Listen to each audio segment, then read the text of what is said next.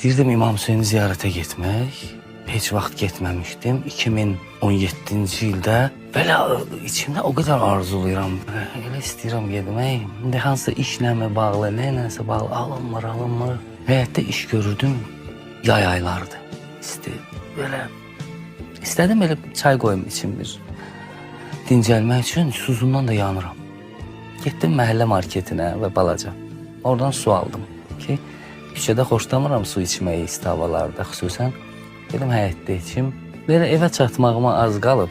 Gördüm məhəllə uşaqlarından biri qaçır, belə maykada satdı balaca uşaq. Qaç tutdu oynayırlar, nəsə oynayırlar, su içindədir belə qaçır.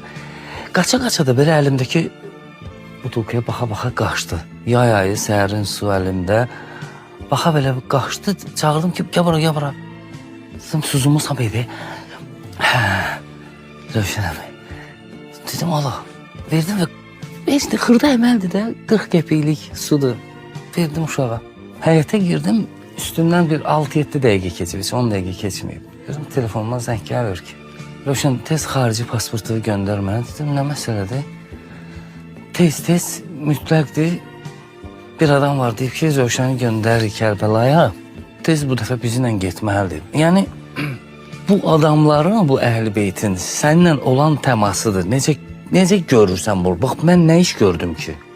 Neynədim ki? Bir də sadəcə istəyim vardı getmək. İstəyirdim. Bir də xırda bir dənə, məhəllədə bir dənə belə balaca bir şey elədim də. Və girdim həyətə 10 dəqiqə keçməmiş bu xəbər gəldi mənə. Da başlamadım, Allah'a hardasa axtarım, yanımızdadır hər an, hər saat.